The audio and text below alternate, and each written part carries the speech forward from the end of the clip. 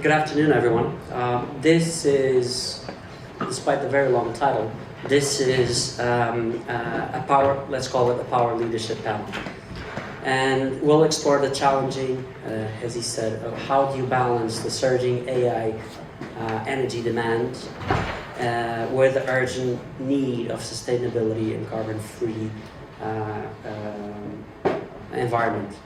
My name is Afonso Salema. I'm founder of TerraByte Data Centers, and I'm thrilled to moderate this panel with this tremendous group of people who know a lot more about this topic than I do, and who are helping to shape the industry, the data center and the power industries. To start with, on my left we have Svein, Chief Executive Officer of Green Mountain. He leads a sustainable data center provider and has expanded his footprint across Europe with a very sharp focus on renewable power location. Svein brings over 20 years of experience to the table on this issue. To his left, we have Marianna, Head of European Investment Bank Office in Greece. Marianna will bring into discussion the EU policy and funding perspective for the digital energy infrastructure. Then we have George or Georges? George.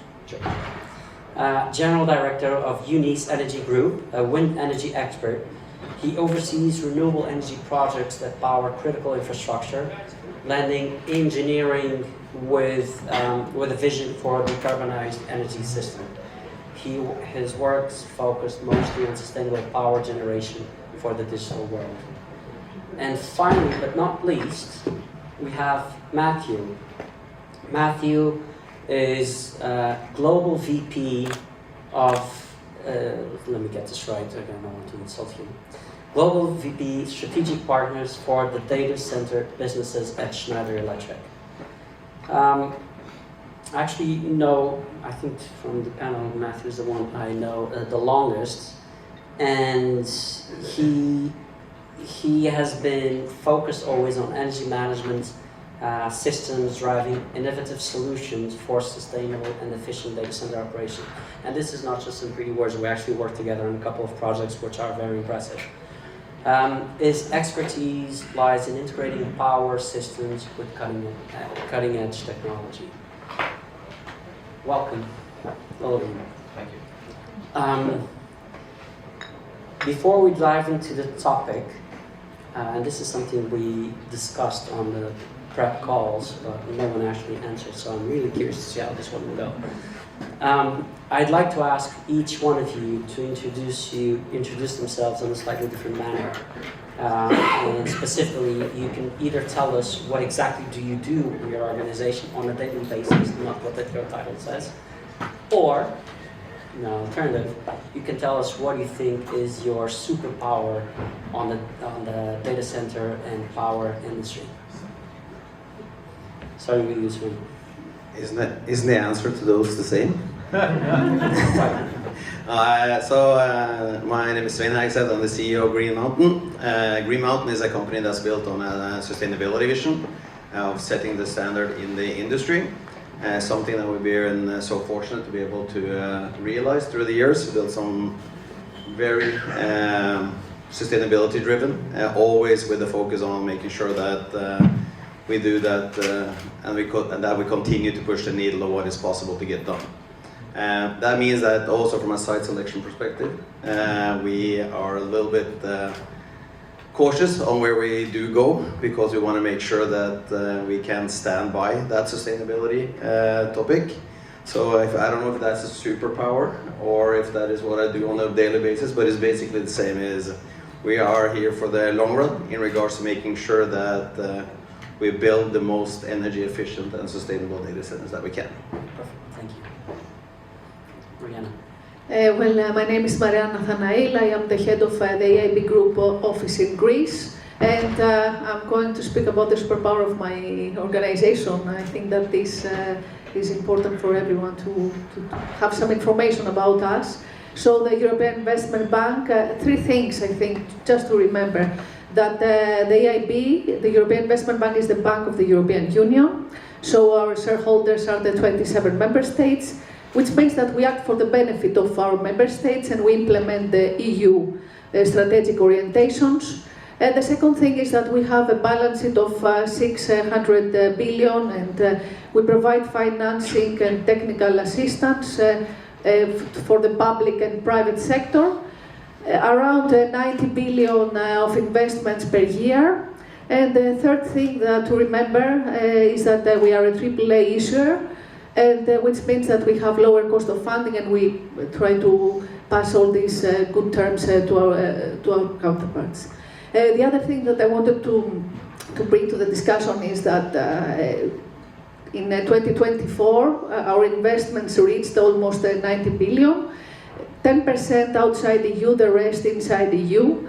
And during this year, during 2024, we invested a lot on digital and energy infrastructure, and we have many things to discuss about this.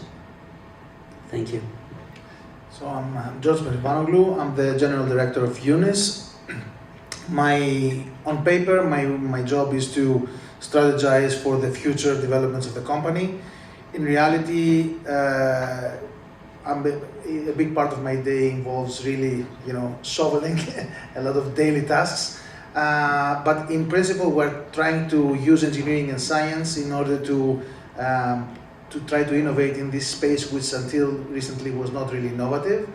And I would say the superpower is turning coffee into visions. Thank you. Very good.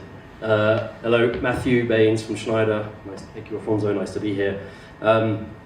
VP Strategic Partners. So we have in our business, in the data center business, cloud co-location providers. Of course, we know them all well, but all of the ecosystem that surround the end users, that could be from the construction firms, the design firms, could be from the private equity, of course, real estate, and our technology alliances, including NVIDIA. That sits under myself within Schneider Electric and my team. Schneider, global manufacturer, solution provider, software, hardware, sustainability services, and energy management systems. Maybe my superpower, if it is one, I've been at Schneider for 25 years and I've been in the data center business for 25 years. I think anyone can do that. That's a hard graft as it is, but it's very exciting. So I think I'm still energized, which is a superpower itself. Maybe, who knows? It definitely is. Thank you. Thank you all for that. Let's dive into the main discussions. And the first topic which I'd like to address is grid availability. And Svein, let's start with you. Do you believe there's enough power in Europe to supply to the AI perceived growth and what people are chasing? That's a very good question. One is, I think there's a lot of different thoughts now in regards to what perceived AI growth is going to be at the moment, based on some of the latest news. But I think in general, if you look at the AI, if you look at digitalization in general, it's going to continue to grow immensely going forward. And of course, we also do know that there's not enough power today even to cater to the demand. There's been moratoriums across Europe, especially in the tier 1 markets. So the obvious answer is that there's not enough power, and that we need to take a responsibility to make sure that there's new power that could come on the grid. But first, what we need to do is that we need to challenge how we use the existing power that we do have today. And I think that's a big topic that we need to raise to the regulators, to the grid companies, etc., in regards to how do we ask for power and how do we utilize the power that we actually do. Because the standard today is that we're asking for fixed type contracts, we're getting that not as much as we want. And what we have done in Norway, where the majority of our data centers is to challenge on how can we actually ask for power so that the grid companies doesn't need to have all the belts and buckles in regards to the power that they actually have at the hand. Because we do know that the grid companies today maybe are best running at 60-70% utilization of the grid. So the ability to make sure that we can use that flexibility, and since we are data centers who have backup generation, batteries, etc., we can take the big or the spikes in the grid by having conditionality on the power. And we have done that to a large degree now. We just finished a 90 megawatt build for TikTok, and yes, we got it financed for the ones who heard. So it took a little bit longer than we planned, but we got it financed. And they have power and conditionality. That means that the grid, in case there are, for instance, a very, very cold day in Norway and you're using all the available power, can turn off the data center, and we need to run on the gens for a period of time. Luckily, that's never happened in Norway, so it's a theoretical thing. But that means that the local grid provider can increase the utilization of the grid and take away some of the bells and buckles because they know that they can. So that's one. Then of course in Norway as well, we're one of the 2 net exporting countries of power in Norway and in Europe. So of course we need to create demand in Norway instead of exporting it out. That's a local challenge to that, but in general we still have a lot of power available. But the big thing is, of course, we need to create more power, and how we do that, that is a big task that we need to do with the grid providers, with the regulators, because building a new power line or building a new transformer today, that's a, I don't know, 5, 10, 15-year project today in many challenges. And there we need, as an industry, we need to push, we need to give it early indications so that we actually can contribute. And of course, regulation need to change so we can actually do something about it, and we can do something about it quicker. I'd like to touch on one thing that you said, because it's part of my second question, but I'll just push it a little bit further, which can data centers really operate on an island mode, so completely detached from the grid? And if so, because you said you built it for that, how do you manage your interaction with the grid? How is that? Do you hand over that part to the grid and then you react, or is it planned beforehand? How do you actually do it? Yeah, I think you see those things are happening now. You see it in places where you have gas as not connected to the grid naturally, and there's a lot of discussions regarding SMRs, etc. So I think it will come, it will be there. But I think we also we have had a lot of discussions now with the regulators in regards to responsibilities that they need to take. So a lot of the discussion now that we have had with the regulators, for instance, is for them to build battery backup, battery storage, large-scale battery storage facilities that can increase flexibility together with the flexibility that we can give them, right? So I think there's multiple different type of dialogues that you need to have there. But yes, we definitely will need to have off-grid type of solutions going forward, and we need to take that responsibility in regards to doing that. One of the things that I've said to the regulators also, where we don't have nuclear in Norway, where the main facilities are. So the ability to make sure that we, which are running what we call the critical facilities today, also could be able to potentially build that knowledge going forward. So yeah. Perfect, thank you. Using that continuation, Matthew, over to you, and the topic of the second question, which is value chain constraints and grid integration. Is the data center value chain keeping pace with demand? There are always a rumor on when you're going to get the next transformer, how many months are going to be delivered. So is the value chain keeping up with that? And so that's the first question. I mean, it's been a challenge for Schneider and our peers in this industry, of course. The power constraint issue that you just talked about, you'd think it may give us a little bit of breathing space, but it hasn't at all. Really, over the last several years, there's been an abundance of construction facilities going up around the world, and we've had to respond to that as have our peers. Coming out of COVID, it was very difficult. Supply chain, manufacturing, raw materials, pricing. We were very challenged from that perspective, and then coupled with the demand that's come since the last 4 years, it's put constraints, as you said, on supply chain. We've had to invest naturally. I think anywhere between 2 to 3 billion we've invested over the last couple of years or so in new manufacturing capability, doubling prefab, tripling cooling, whatever it might be, standing up new factories in the US in particular, dedicated factories to this market, or even dedicated factories to a customer.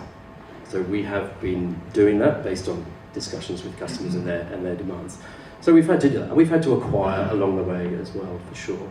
The recent one was in cooling technology. So yeah, it's been a challenge.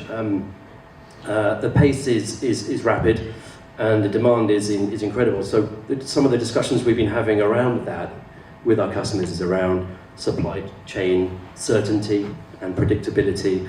And so as you can imagine, we've also been entering into discussions and agreements with clients on long-term agreements, whether that's 2, 3, 4, maybe 5-year, maybe not quite that long out, but in terms of capacity framework agreements where we will dedicate manufacturing slots for them with this product, whatever it is, or we'll reserve a manufacturing line for them, dedicated for them over 3 to 5 years. They take a particular amount of capacity from us that they know their demand will generate, and that gives them a bit more certainty and predictability. So lots going on in that discussion. Can we keep up? We're doing our best, but we certainly can't serve the whole market. We haven't got the capacity to serve the whole market. Data centers is about 15 to 18% of Schneider's business, so we also have to serve our other customer base, by the way. And our board remind us of that quite frequently, because data centers is very attractive. It's getting the loudest voice in Schneider at the moment. It's the fastest growing segment. But if you are our ex-com, they say, great, lovely, we want to capture that. We also do business in oil and gas, mining, healthcare, retail, everything else. So we've got a lot of balancing to do, but a lot of incremental investment has been made, that's for sure. As a follow-up question to that, which areas of Schneider do you compete the most, or which other verticals do you compete the most for the same type of equipment that goes to data centers? I know this one wasn't scripted, so... It wasn't scripted. Look, we have segments, right? Oil and gas is probably, Schneider's heritage is an industrial engineering heritage, so oil and gas is a very strong segment in Schneider. It's not always the same type of equipment, not far off in some ways as well, but generally, just buildings in general, the buildings business, offices, commercial real estate, manufacturing, that type of areas, that's kind of the biggest demand areas where we may compete. But as I said, the data center arena is specifically tailored in terms of our cooling business towards data centers, or our cooling business is tailored towards data center business. Our UPS business is definitely, three-phase is definitely tailored and weighted towards the data center business. A UPS for a building is a very small part of the backup, typically. But transformers, LV device switchgear is pretty universal, a lot of it. So that's probably where we compete the most. And in America, we've had the biggest challenges there with the demand of this segment. You know, no one wants to say no to business, but unfortunately, we've had to occasionally because the manufacturing facilities are just full to the brim. You all know what the demand is like in North America. It's creeping over here a little bit, and we are acutely aware and trying to manage that closely with our customers. And the best way to do that is obviously to align and work closely together in advance of construction and campus designs and permitting and breaking ground, whatever that looks like. Is just talk to clients early about that. I mean, what are we? I heard this, Jensen said this to our CEO. He said, you and Schneider and your peers and the co-location operators are the aircraft carriers to the NVIDIA fighter jets that are flying around at whatever rapid pace that they're going at, Mark 2, Mark 3, whatever it is. They need somewhere to land, which is a stable platform. But as a result, you can put that context as well. It's we can't pivot as quickly as NVIDIA can. We can't pivot or turn and swizzle like a fighter jet can. We can't stand up factories as quickly as they can develop their new chip. So there has to be a little bit of a balance, and so that hedging and really trying to understand where we need to be and how we need to do things has been difficult. So that is probably the biggest challenge we're facing, not just capacity, but R&D as well, where the market's going. So we have to work closely with the NVIDIAs of the world as well to support our R&D efforts and our capacity efforts, for sure. Thank you. I really like that analogy. I'm going to use it. But continue on topic and what you just said. Are equipment manufacturers developing new R&D to get back to the point that we discussed with Svein, to integrate better with the grid? Is there any work that's being done out of Schneider to help that transition in the long run? Yeah. Schneider's a broad business. We have microgrid, part of our business. We have energy. We work with national grid operators. So apart from all of that day-to-day business, we also feel as Schneider it's our responsibility to develop architectures, solutions and offers that will enable the next step for data centers to be an active part of the grid. It needs technology to do that, as well as regulation, as well as intent to do it. So yes, we are developing solutions that will enable that. There's some hurdles to get over, but certainly the long-term vision and future we see for a data center of the future, if you like, is that it is an active component on that grid that will help with activists and NIMBYism and regulators and lack of power and lack of energy. But I think that's a huge thing for us as well, because we need to work with companies like Schneider to provide predictability and strategic innovation. So we actually work together in the industry on doing that. It's not a Schneider task to be able to do that.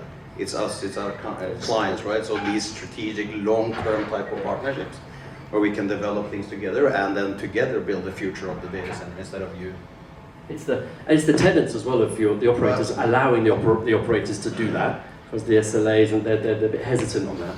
And then it's the responsibility of, yes, us and technology providers and the operators to work together to develop the solutions, because you have this hybrid power sources on site. That's probably the future. You can have generation gas and hydrogen, energy storage, whatever that looks like. How's that going to be managed? You need software-defined technology as well to help manage all of that balancing, the integration of all of that, the flows, and which source to use at different times and where to feed it back to the grid at different times as well. Very complicated. So it's a piece of work we're working on. Yeah. Perfect, and that ties really nicely into my next question. So the next topic is, how can the grid keep its decarbonization trajectory to feed data center needs? And for that, I'll focus on George. Is 24/7 renewable energy feasible for powering AI data centers? Yeah, I would say it is, but under some conditions. So currently, taking the example that was given before, we're trying to park aircraft carriers at small fishing ports and fuel them with a gas station, fuel pump. And you need that infrastructure in order to be able to accommodate those investments. So what we do, and that's what is our expertise, is this kind of this microgrid software technology and this energy balance technology that we implemented in Green Island projects and different sort of microgrids. And I believe that data center developers and operators should also start thinking a little bit as energy companies, because either they want it or not, they are such huge loads, and even their backup power is larger than the power of some utilities in some cities or islands, right? So this is a major energy investments, even if energy is a byproduct. And I think what is important is for this community of energy infrastructure as well as data center infrastructure to be able to push regulators to make small changes that will explode the market. For example, in Greece, renewable energy has a different price than energy price. What I mean is, if you see energy from the energy stock market point of view, as I see it, in the middle of the day, you shouldn't pay for energy. The solar penetration is so high that you have basically zero prices. Now, this has nothing to do with the price that you pay on your electricity bill for a million other reasons. Now, if a data center would like to operate effectively, it would definitely create dynamic payment schemes would ask the regulators to be able to do active energy management with batteries and so on. Would also offer ancillary grid services and get revenues from that. So all this type of stuff are the things that we try to develop, but there needs to be a critical mass that will push regulation to implement those things. Because you have to remember, Europe has a regulation fetish, but at the same time, we have to operate in this condition, in the energy stock market. So until now, data centers were not energy players. Now they have to be. And in this transition, they have to get the right tools, the right software, and the right infrastructure in order to be able to accomplish that. And of course, to train their end users to take advantage of this. So I'm really expecting the time where local data centers will offer local services, which will not be a monthly subscription fee for an AI package, but will be a time-dependent pricing. And in the middle of the day, I would be able to just crunch as much as I want, almost for free. And in the evening, maybe I pay a little bit more. Thank you. I've heard more than once people coming to me and saying that data centers are factories that turn power into useful data. So I think that image is becoming clearer and clearer. And also, on your view, do you think that this increased demand for power, this power hunger of data centers as it pours into the grid, does it threaten the renewable targets as people may look into alternative fossil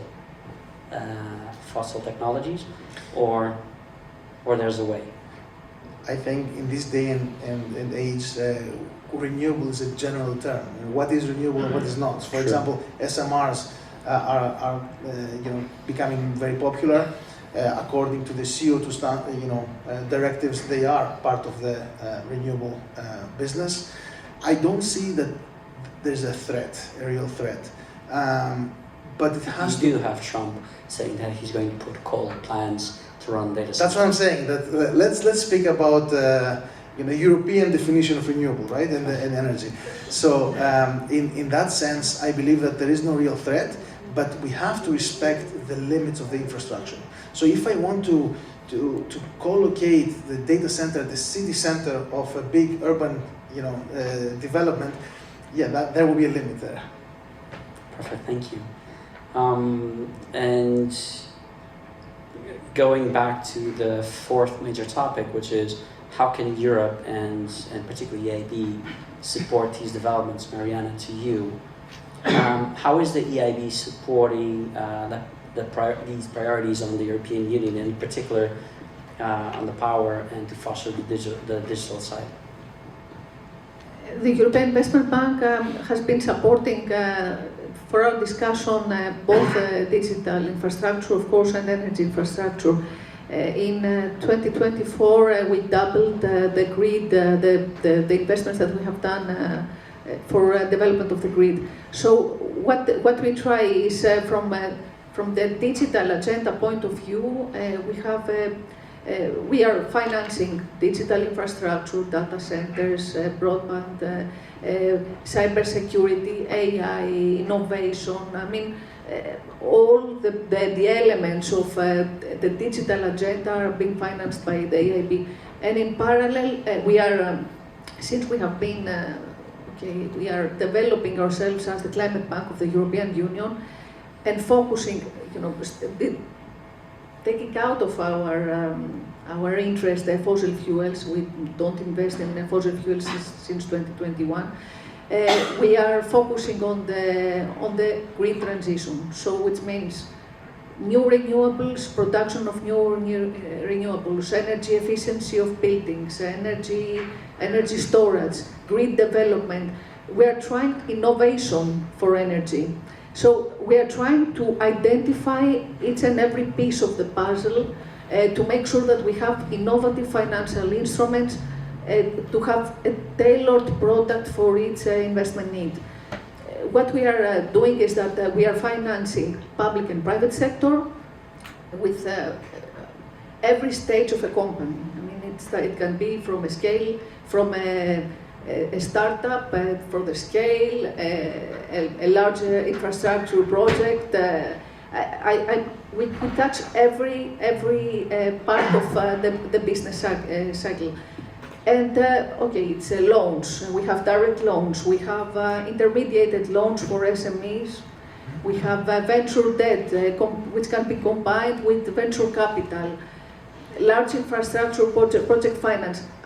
So, which means that there are tailored products, tailored funding tools for every part of the digital infrastructure and its infrastructure. Perfect. You just touched on my second question, which was which tools you have available. Then I'll rephrase it, which is how can, especially the people in this room who are looking to new projects and they're looking to marry the intersection between power and data centers, how can they work with EIB in order to help those projects being developed? I think that the procedure is very easy. We are there are local offices in every country, in every member state. I will start from this, and of course we have, in general, we have 60 offices around the globe. The procedure is easy. We have an assessment procedure for all the projects. Of course, there are some conditions, of course, for the financing. There is a plethora of instruments from the European Union, a plethora of funding tools coming from Repower EU, from the Innovation Fund, and now we have the clean industry, clean tech industry, and we are going to see new instrument coming from, this was published last week. So there is a plethora of instruments. The priorities of the EIB allow digitalization is one of, and digital infrastructure is among the priorities of the EIB, together with other new priorities, as for example defense. Defense is a new priority, and we are going to focus a lot on dual-use investments. Investments that will be for defense purposes, but at the same time can be used in peace times. So there is, and there we will have a one-stop shop for defense. So it's easy, the procedure is easy, and I think that with the tools that are available from the European Union, I think that these discussions that we have today are very close to the remits of the EIB. Perfect. And picking up, because we still have time, and picking up on something that you said when you introduced yourself, you are a AAA organization, and you try to push that into the tools that you offer. For someone who's developing, what does that mean when compared with banking products in terms of either LTVs or even costs, just to get an idea? And do you make a distinction between the different countries and the different infrastructure types, or how do you look at those types of risks and how those affects cost? We are a bank, first of all, which means that we have our credit assessment, but at the same time we are covering funding gaps. So sometimes we work in parallel with banks, we co-finance. I mean, what we are trying to do is cover funding gaps that are being identified either by us or people approaching us. Of course, as I said, we're a bank, even if we're we're a non-profit organization.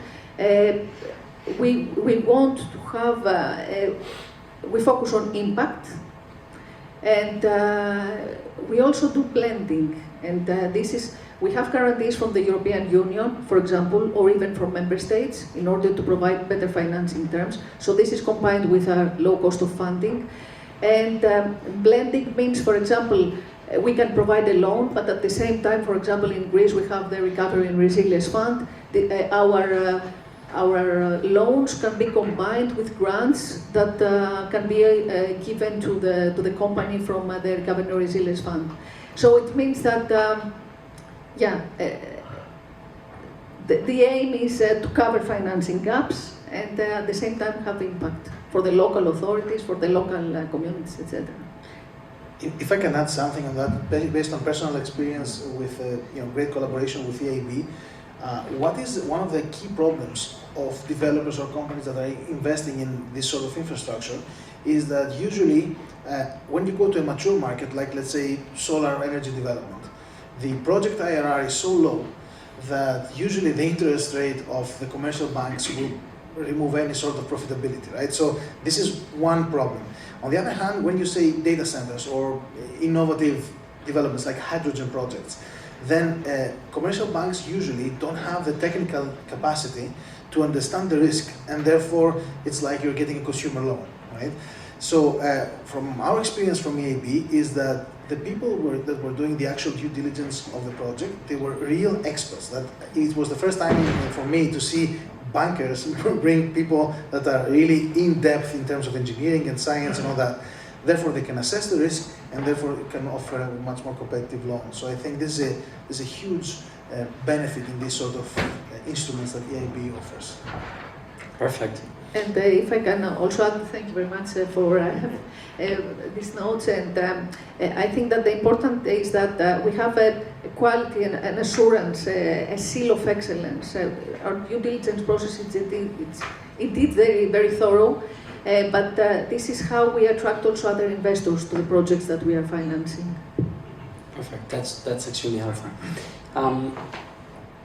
I'll be very honest, I don't have many additional questions for you. I think this was a tremendous panel. We covered a lot of points on the power value chain. That's exactly that. Since we still have a little bit of time, I'd like to open up to the room if there are any specific questions you'd like to present. I have a question for Dr. George. You said something that really got my attention. That was this idea that the factories, AI factories, can turn on and off their workloads. And I think that is a fundamental thing we need to address. And as I'm looking at other industries like the Bitcoin miners, these folks can do the same thing.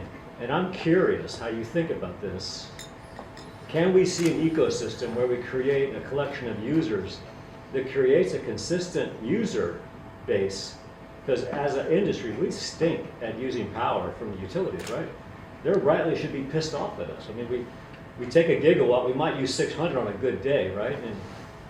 And our users claim they're like high utilization. On a good day, they might be 50%. Right. So I think we've got to face the facts and find a way to get a better utilization. I'd love to hear your thoughts on that. Thank you very much for the question. And you know, utilities are not pissed off at you; they just charge you more. So back when Ethereum was very hot, we ran an experiment in one of our microgrids. We bought a bunch of miners, and we were throttling them up and down just to follow the wind patterns, and it worked very well. Of course, our aim was not to utilize them perfectly in order to generate Ethereum, but the test worked. But especially when you have a smart combination of throttling of your consumption together with some fast reaction storage, like a lithium-ion battery, and a smart PPA, a power purchase agreement that combines wind, solar, and so on, I think at the end of the day, the utilization will increase dramatically without throttling very much the consumption. So it's all a matter of opening up in new ways of utilizing power and utilizing the GPUs, CPUs, or whatever that is consuming energy. And most of all is pushing regulation, because there are a lot of nice technical tricks that one can do today that are just not allowed. Yes. Yes. Completely agree. Who doesn't allow them? The grid? The grid operator and the energy stock market regulation. Yeah. Exactly. Anyone else? Well, if that's it, I'd just like to thank our panelists. I think this was very informative, and looking forward to continuing discussions with each of you. Thank you. Thank you. Thank